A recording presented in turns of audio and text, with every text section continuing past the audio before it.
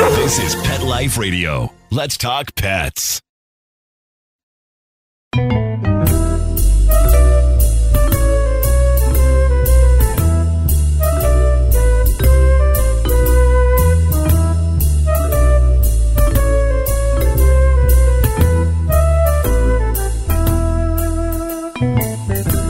Hello, feline lovers. Welcome to Cattitude. I'm your show host, Michelle Fern. My guest today she's actually in the studio, but visiting from far away. You know, even down under, they care about feline nutrition. It is so important. Stay tuned. We'll be right back. Hey, Michelle Fern here, and you know saving cats is near and dear to my heart. Did you know that there is an estimated 70 to 100 million free-roaming cats in the United States? And without spay-neuter, that number will keep growing. Not only does spay-neuter mainly reduce the community cat population, but it also keeps cats healthier. Scooter, the neutered cat, is on a mission to give cats an extra life by making it hip to be snipped. Visit his website, givethem10.org, to help pioneer a better world for cats. That's givethem10, spelled out, TEN.org. Let's Talk Pets on PetLifeRadio.com.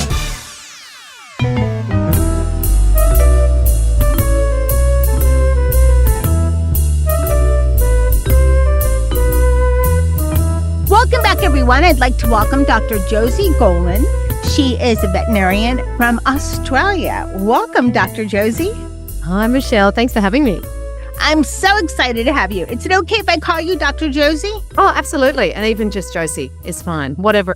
Okay. Can you share a little bit about your background? Actually, you know, before you start, we're based in the U.S. Your accent is so lovely. You could just talk anything and we'd be mesmerized, I think. But you have an amazing background. So can you share that with us? Yeah, sure. So I've been a vet for about 15 years now, and I'm from Sydney, Australia, and that's where I'm working at the moment. I used to be an equine vet, so a horse vet, and then I switched over to general practice for our companion animals, so cats and dogs, for about the last 12 or so years. And I still do horse work on the side as well. So I would say I am absolutely passionate about the power and the role of nutrition in helping animals thrive. So I also have my master's in human nutrition. So you can probably tell I'm a little bit obsessed with it all. But it's so cool to me that, you know, what we put in our pets' bodies is so important for their longevity and health span. And there's so many things in the environment that we can't control, but food is something we can control, and it has so much impact when we get it right. So I do all sorts of medicine with companion animals, but I really love to focus on nutrition and good nutrition to help them not just survive, but really thrive. Well, we're really excited to have you here. I've talked to people from other countries. I've been grateful that I've had the opportunity to do so with Cattitude and with Pet Life Radio.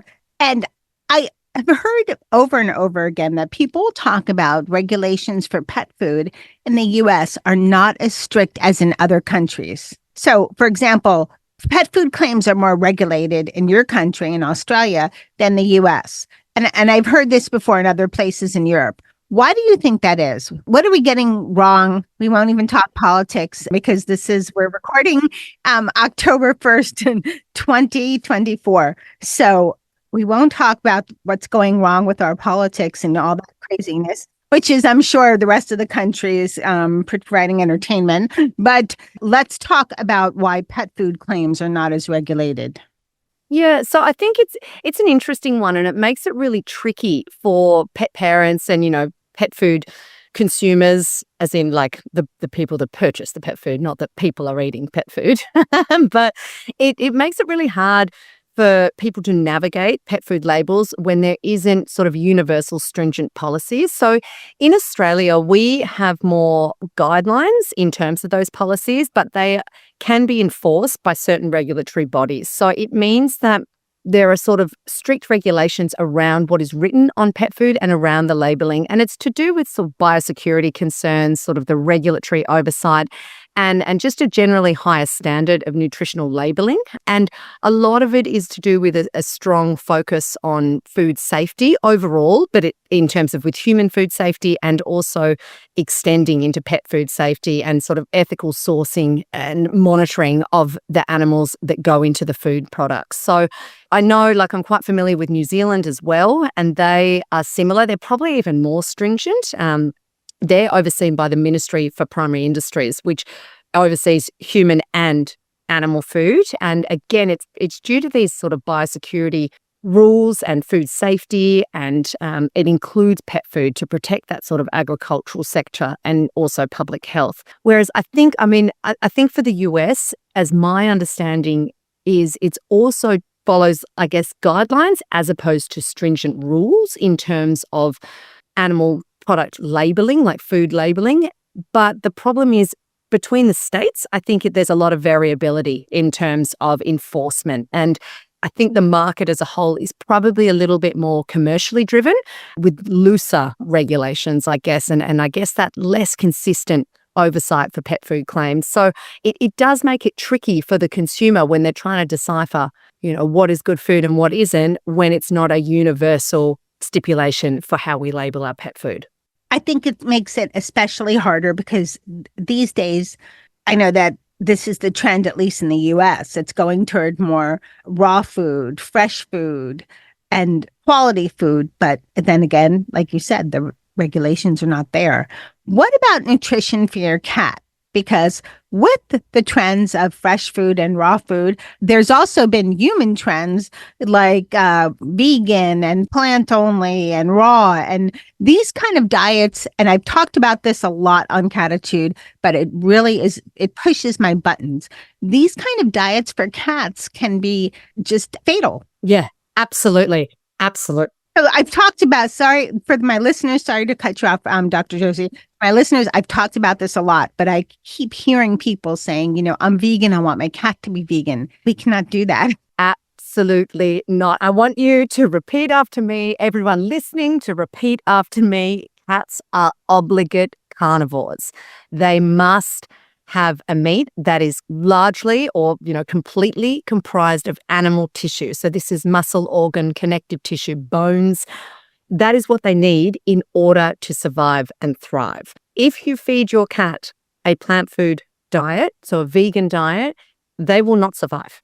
It is not possible. And look, I am not hating on plant food eaters. I am one myself. I eat a whole food plant-based diet. I think that is an excellent diet for a human, or a whole food, plant predominant diet. Excellent diet for a human, not appropriate for the feline species. So we really need to recognize we tend to sort of have these shifts in pet food nutrition where we can get a little bit caught up with human trends and we sort of transpose them onto the animal world, and they are simply not appropriate. We need to recognize species-specific nutrition. And even if we just sort of think about it and break it down really clearly, if we think about the anatomy and the biology of the cat, it's got a short gastrointestinal system, which is designed to digest meat and, animal tissue. It breaks it down quickly and then eliminates the waste very quickly, as opposed to us, which we have a much longer gastrointestinal system to help us break down plant material. The cats also have strong stomach acid, so they're going to break down that meat really quickly. And they have essential amino acids that they can only find in animal tissue. So there is absolutely no case for feeding a cat a plant-based diet. I completely agree with your strong stance on this, and I want to make it really clear to any listeners out there that it is a bad move to do that to your cat, and you will do harm. Thank you. Thank you for mentioning that. And I'm sure the listeners will feel validated if they were pressured at all into, I'm vegan, my cat should be vegan. I know that it's not especially good. We're all about cats, but some of us have dogs too. I know it's not especially good for dogs, but a dog will survive. A cat will not. Exactly. Yeah. So a dog is, sort of more classed as a facultative carnivore. So it can digest that. They have, especially our domesticated dogs, they have sort of evolved to be able to digest and utilize carbohydrates somewhat compared to the cat. So a dog would survive, but I would definitely question, whether it would thrive, which is what I'm interested in. And I know what, pet parents are interested in. Thank you. What about superfoods for cats? I was doing some of my own research and I found out that dandelions and cranberries are good for cats. Yeah, they can be. Superfoods are a tricky one because we don't always understand the dosing, and also that we need to be very careful because, there is such a thing as too much of a good thing, and we can have negative impacts by sort of overdoing it. So dandelions can be good for liver health in cats, and cranberries are they have a huge amount of antioxidants in them, and they can have urinary tract benefits. But again, we can overdo it. So I typically don't recommend just supplementing your cat's food with sort of a more random array of superfoods. But what I do generally recommend is an omega-3 supplementation for cats. My favorite source of this is the New Zealand green lip mussels. So these little shellfish native to the coastal waters of New Zealand, and they have this uniquely high EPA and DHA profile, which are the omega-3 fatty acids, and they are just unreal for a huge array of body functions. So joint health, skin health, brain, heart, eye, and immune function. They're really almost like a one-stop shop for superfoods, in my opinion, and they really pack a punch as they're also high in protein. So if you want to do something, that would be my recommendation. And you can get foods that actually have them in them. So you're not having to go and source your green lip mussels yourself. You can actually get food products that have these as an ingredient. Okay, thank you. Let's think about our cats at home and their diet. There's so many different things being thrown at pet parents out there. So what should pet parents consider when selecting food for their feline? Because these days, and we're going to talk about raw, so we'll talk about raw after the break, but just in general, what should they think about for food for their feline? Yeah, so in general, what I think the most important thing is when you're looking at the packet, turn it over and have a look at the ingredients. The food that you are buying is only as good as the quality of ingredients and the appropriateness of those ingredients that's in the packet, that's in the actual food. So when you're reading a food label, you want to look at those first, I guess, maybe 6 to 8 ingredients, because the way food labeling works is that the largest ingredient in terms of weight or quantity in the food is labeled first, and it goes down in a descending order. So those first sort of 6 to 8 ingredients are really important.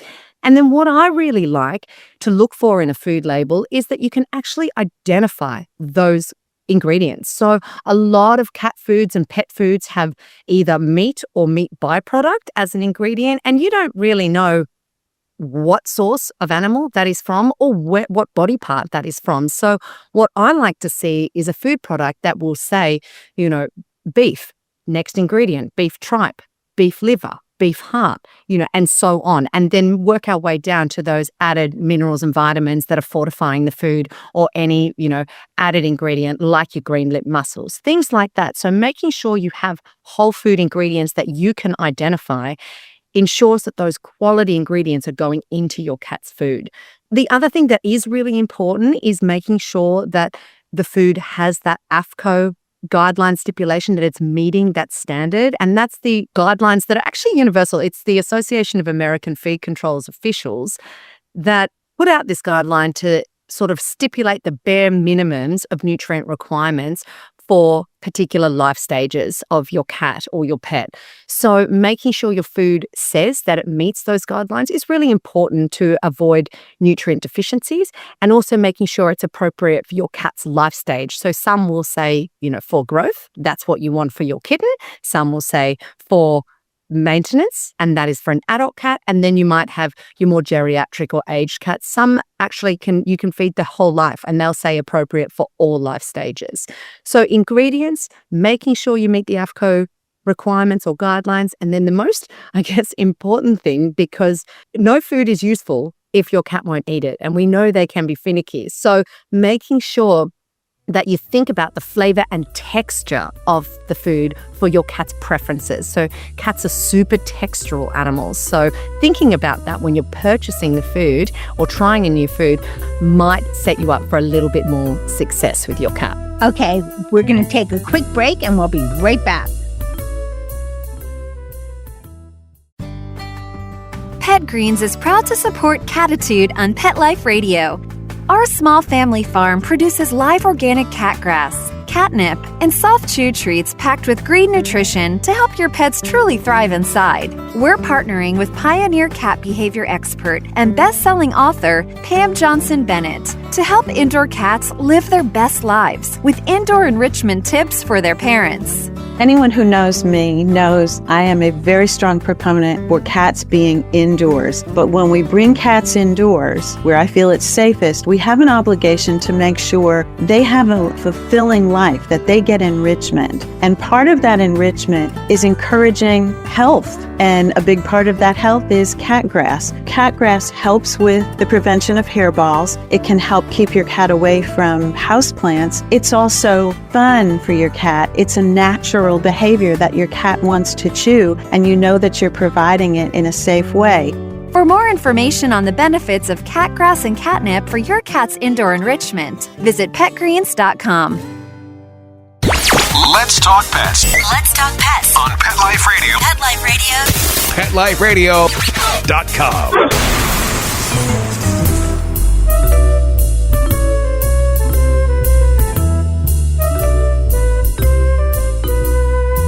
Welcome back, everyone. We're talking to Dr. Josie Gollan, and we're talking about feline nutrition. So this is one that I have a pet peeve with, that there's a trend toward feeding your feline, and for those that also have canines, a raw diet.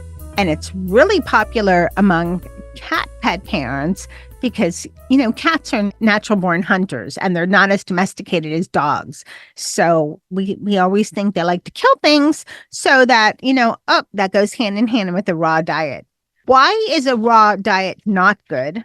And are there any positives about a raw diet? Yeah, look, I think it's a tricky one to generalize on. So I think to answer this well, we have to sort of tease apart what we consider raw and what we're talking about when people want to feed their cats just a raw diet. So what I don't think is a good idea, and where most vets sort of stand on this is, and where we can run into trouble, is feeding sort of a home-prepared raw diet. And that can be challenging, and you can run into trouble because you can end up with nutritional imbalances. There is a lot of nuance in terms of cat food and cat diets. And because if you think about it, we sort of feed our cats roughly the same thing or some slight variation of the same thing every day. So if you're formulating this at home, it's really easy to end up with nutritional imbalances that can be detrimental to your cat. The other thing that we need to be mindful of, particularly with these raw food diets, is that there is potential for foodborne pathogens. So things like Salmonella, E. coli, Listeria. Now, importantly, cats are actually much more tolerant of these bugs than we are, for example, so they can eat raw food. But again, when you're cooking it at home, you increase the risk of this and also potential risk to other people in the home. So there can be some cross-contamination there. And then finally, with a lot of like home cooked raw, or not, then it's not cooked, sorry, because it's raw, but home prepared raw diets, we need to be mindful of larger bone fragments. So these are can cause gastrointestinal injury. Again, cats can eat bone, they can digest bone, but if they're large fragments, they can cause blockage, injury, and we want to avoid that. So from a home prepared raw diet point of view, I would actually say and sort of counsel against that. And I would counsel my clients with their pets against that.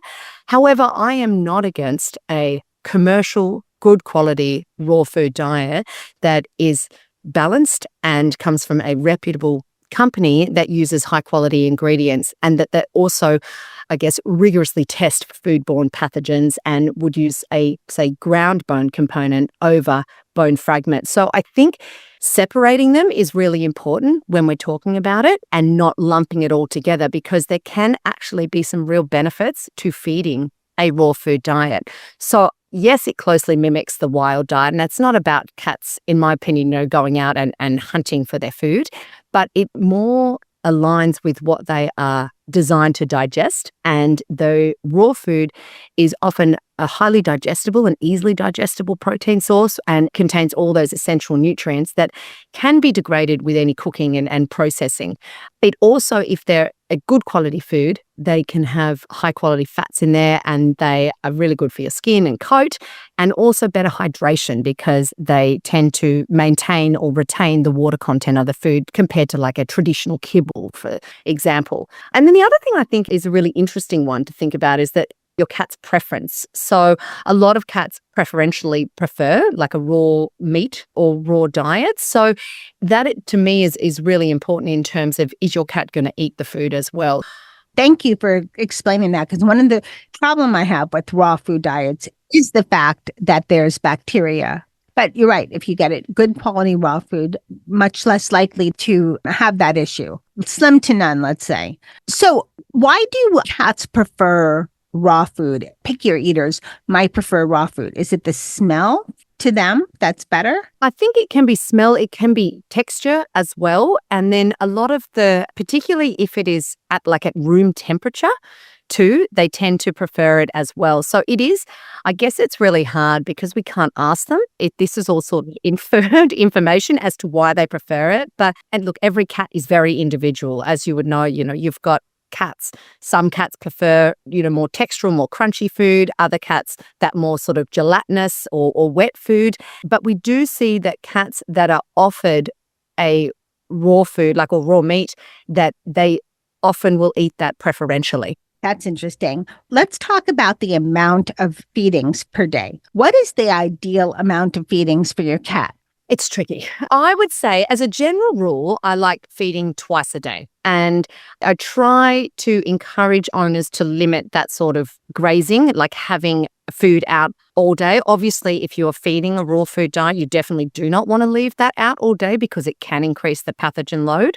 But for people that are feeding more kibble, if we put that out all day, it can increase the chance that your cat is going to be overweight, just, having food available. So I do like twice a day feeding. It also allows you to sort of really monitor how much your cat is eating and notice if it's going up or down, because obviously reduced food intake can be an early sign of a disease process that, you should be going and having a trip and a talk to your veterinarian. So twice a day is my usual recommendation. And then in terms of amount, it's super variable. It totally depends on your cat's life stage. If they are kitten, they're growing, they're adult, they're geriatric or older, their breed, the activity level, whether they're indoor, outdoor, their current weight status. Obviously, if you're trying to lose a little bit of weight or you want them to gain a little bit of weight. And then, of course, there's, the type of food that you're actually feeding, because all different food has different energy content in it. So it sounds incredibly unprofessional when I say this, and I tell my clients this, but the best guide is actually, if you're feeding a commercial food, have a look at the back of the packet. They will give you a feeding guide, usually per day, that then you would split into 2 amounts. And then you have a look at your cat's weight. And you really, if your cat's a little bit overweight, you probably want to be feeding the amount recommended for your cat's ideal weight. So, if you have a 5 kilo or please excuse my crude math, we'll call it 10-pound cat, and you're aiming for like a 4 kilo cat or an 8-pound cat, then you want to feed to the guideline of a 4 or kilo or 10 or 8-pound cat. So I've probably confused everyone there with that. But you want to feed to the ideal body weight of your cat. And again, remembering those nutritional guidelines on the back are not gospel. You can vary them. There are individual variabilities within all cats. So you really need to have a good idea of your cat's weight and what you're aiming for or wanting to maintain, and then just adjust a little bit accordingly. Okay, what about grazing? Because you mentioned leaving out the kibble. I have a problem with my partner because he likes to leave out the kibble. I say no. They don't need to have snacking time. They're indoor cats and they're not kittens. I lose. It's hard. It is hard. when there's 2 captains of the ship, it's a challenge. Yes. So I just say, go for it. You got it. It's one of those battles I'm not going to win. Yeah, pick your battles, right? So look, I think it is challenging because it totally depends on your cat, and particularly in a multi-cat household, I would say it's not a good idea because most likely you're going to have, one or two cats that are a little bit more food driven and potentially, have a slightly slower metabolic rate and don't need quite that much food. And from what I see clinically, we very much have a problem, just like in people, with overweight and obesity in cats, more so than we do with underfed or undernourished cats in the home. So leaving it out. That's exactly right, because two of the cats are really fat and one just looks like he's not Maine Coon, so he's fluffy. Yeah. He just looks like he's big, but he's not that big. It's all fluff. And look, it's really hard with multiple cats because you do want to be ideally tailoring to each cat, but that's not always the reality within the home. So I say as a general rule, you're better off completely eliminating the grazing during the day, particularly for multi-cat households. I like that. Thank you. Thank you for that. You can now take this home. You can take this argument home now. Maybe you can. Okay. Even though I'm Cattitude, we're not a product show.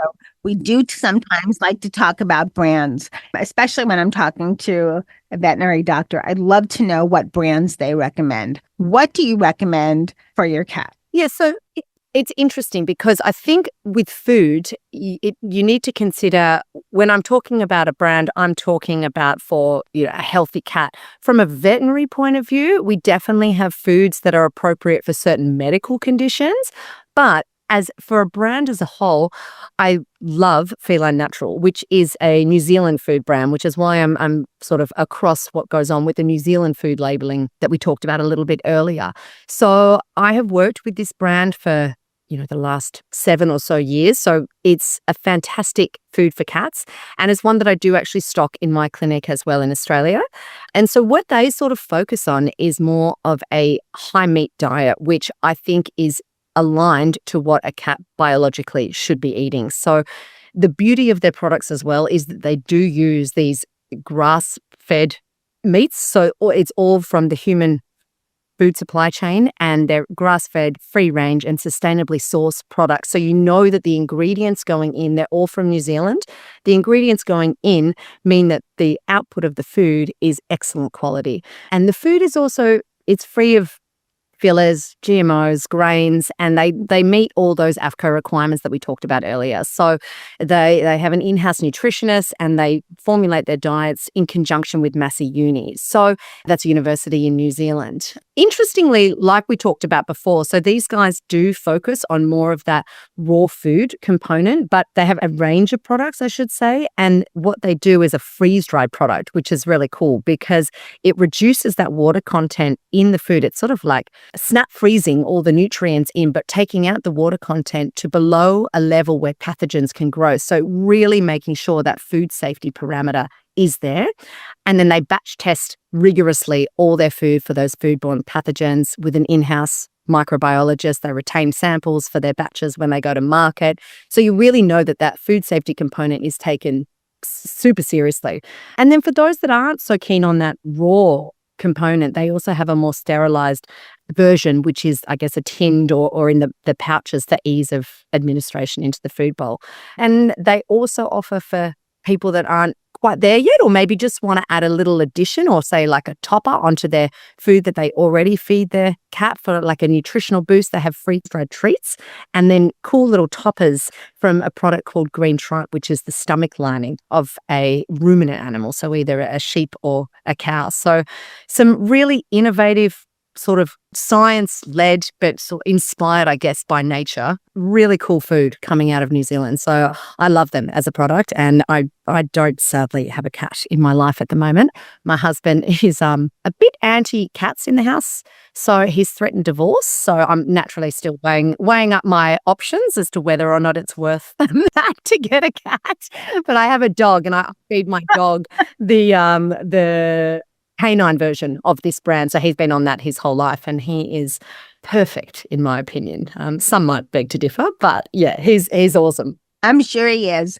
Feline Natural is available globally, I'm sure, right? Yes. So they're a global product and it's definitely available in the US and around the world. Josie, what is the best way to change your cat's food? I've heard there's two ways, either sudden, just switch, or gradual. Yeah, I'm a fan definitely of the gradual. I think you are more likely for success with gradual. So just changing that sort of ratio very slowly, introducing it, and then seeing how you go. But they can be picky. So it's always a risk changing the food. But certainly I find doing it gradually gets a better response typically. Okay, and you have been a wealth of information, and I know all my cat lovers out there are saying, where can we find out even more? So at the Feline Natural website, there's also a blog full of information and lots that you have contributed to.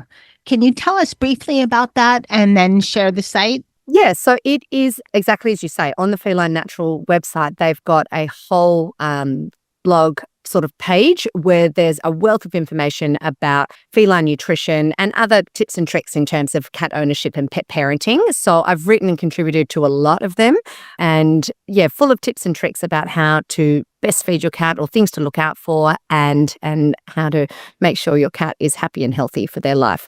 Yeah, so if you want to look up the website, if you're in the US, the best website is us.felinenatural.com.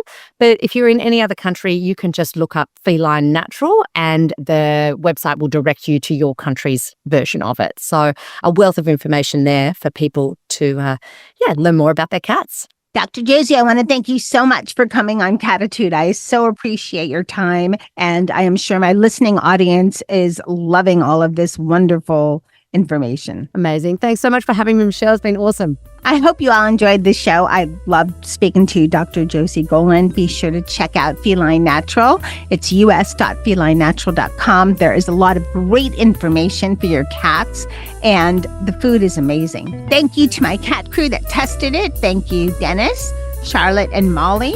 And thanks so much to my Cattitude listening audience. I so appreciate you and your loyalty. Thank you so much. Thanks again to my guest, Dr. Josie Gollan. And the show would not be the same without the magic of my producer, Mark Winter. Thank you, Mark, for all you do. And remember, lose the attitude, have Cattitude. Let's Talk Pets, every week on demand, only on PetLifeRadio.com.